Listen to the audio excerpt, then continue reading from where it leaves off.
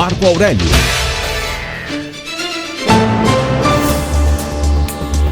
Vamos a mais um capítulo da novela O Governo de Trump. O governo brasileiro classifica como injustificáveis as tarifas impostas pelos Estados Unidos. Professor Marco Aurélio Freire, o homem que entende dessa movimentação global, explica pra gente. Bom dia, professor. Bom dia, Renata. Bom dia, Vitor.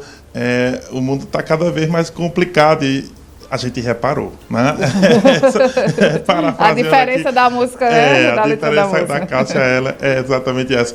Olha, realmente, o que ocorreu é o seguinte: as tarifas de Trump, aquelas que ele já vinha anunciando para o mundo todo, começaram a entrar em vigor ontem, quarta-feira. E aí, o Ministério das Relações Exteriores e o Ministério da Indústria, Comércio e Desenvolvimento, eles emitiram uma nota conjunta, né, explicando o seguinte, que não entende, as relações são muito boas entre Brasil e Estados Unidos, há um superávit para eles, na ordem mais ou menos de 7 bilhões de dólares todos os anos, e também considerou injustificáveis essas medidas, essas tarifas, e que o governo brasileiro vai estudar a forma de reagir. Inclusive, Rui Costa, né, que é ministro do governo federal, também disse o seguinte: olha, Lula vai responder isso a partir da sexta-feira.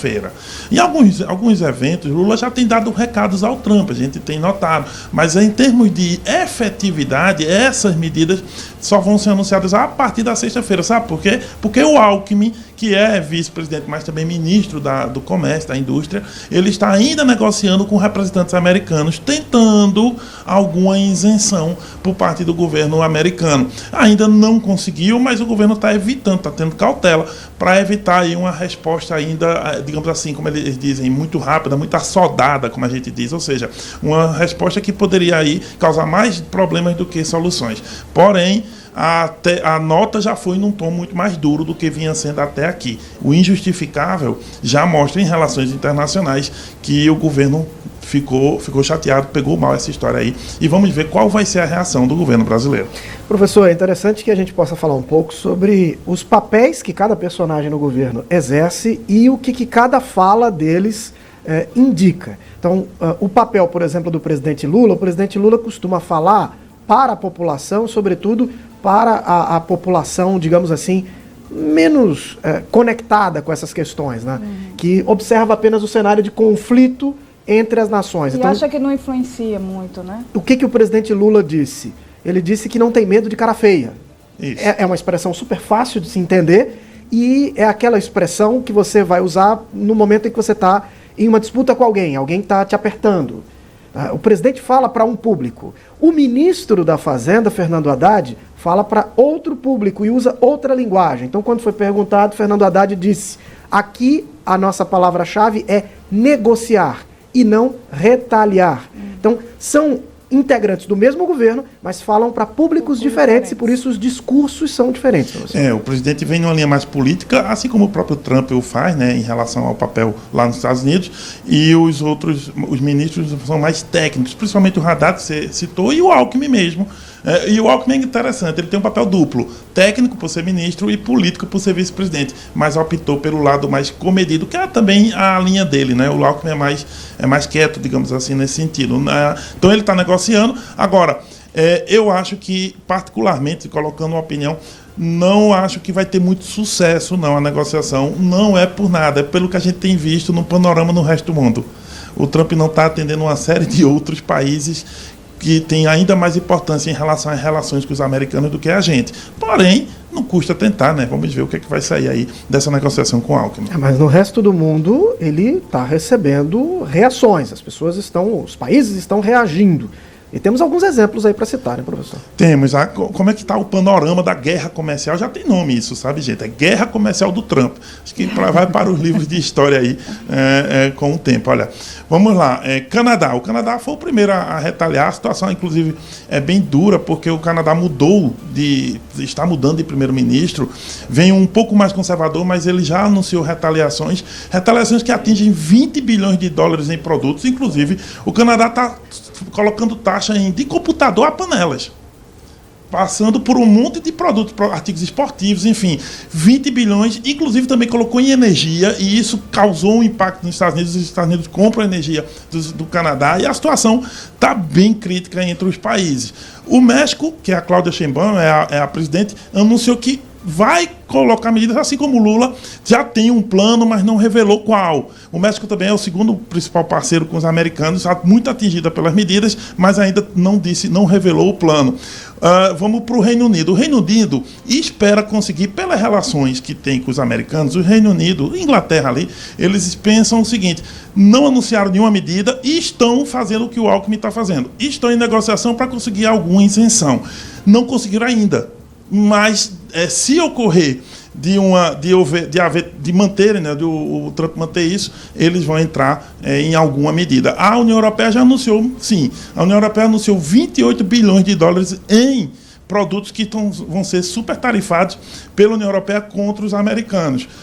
E o Japão está chateado. O Japão emitiu um comunicado dizendo o seguinte: olha, nós lamentamos que o Trump não tenha considerado o Japão para alguma isenção. Então, eles estão, assim, atônitos, porque a relação Estados Unidos e Japão, ela desde 1945, ela é histórica, ela é forte, mas o Japão já foi desconsiderado pelo Trump. O que ocorreu? O Trump... Sim, a China. Falta a China. A China já tinha anunciado... tarifas em produtos agrícolas dos Estados Unidos, e aí o que o Trump fez? Para retaliar a retaliação da China, o Trump colocou que as tarifas sobre o aço, alumínio, que para o resto do mundo são 25%, inclusive nós, para a China vão ser 45%, ou seja, eles retaliaram a China, aliás, eles tarifaram a China retaliou, e agora os Estados Unidos estão retaliando a retaliação. Eu estou falando do mundo todo porque quando o Trump fez as medidas sobre o aço e o alumínio, não foi para um país ou outro, como Canadá, México ou Brasil. Foi realmente todos os países que negociam com os Estados Unidos. Aço, alumínio e alguns outros produtos estão sendo afetados. E aí está todo mundo começando a responder em outros produtos, como eu estou avisando aqui, e significa que essa guerra comercial, depois de iniciada, pode ser que não pare mais. Os chineses disseram que é um caminho errado que o Trump está seguindo. Eles tiveram uma reunião do Partido Comunista, daqui a pouquinho a gente vai ter detalhes sobre essa reunião, e disseram que era um caminho errado e que se for continuar, se o Trump persistir nesse caminho, eles vão lutar até o fim. Foi essa a expressão usada pelo ministro responsável pela economia. Agora, algo que chama a atenção, Renata, professor Marco Aurélio, ouvinte da cidade, é o efeito disso nos Estados Unidos. O próprio Trump já falou, o professor destacou aqui, que espera a possibilidade, ou cogita a possibilidade, de uma crise econômica, que pode trazer inflação para os americanos, e uma pesquisa da agência Reuters com a Ipsos foi divulgada ontem, e foram questionados aos americanos qual a visão que eles têm dessas políticas do Trump. E os americanos, 57% deles, dizem que é uma política muito errática. E detalhe, 1 a cada 3 republicanos, professor. Esse é o maior problema. O Trump só vai ser parado, se for para ser, internamente. Isso aí já sabemos que é bem nítido. E aí, é claro, os americanos fazem muita pesquisa. O mercado de pesquisa americano é o maior do mundo.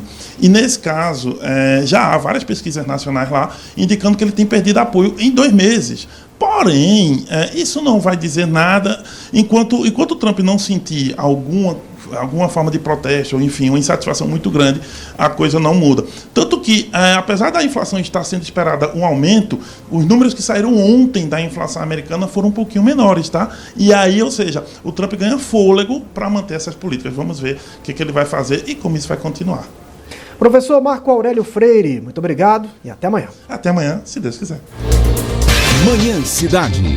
Painel com o professor Marco Aurélio.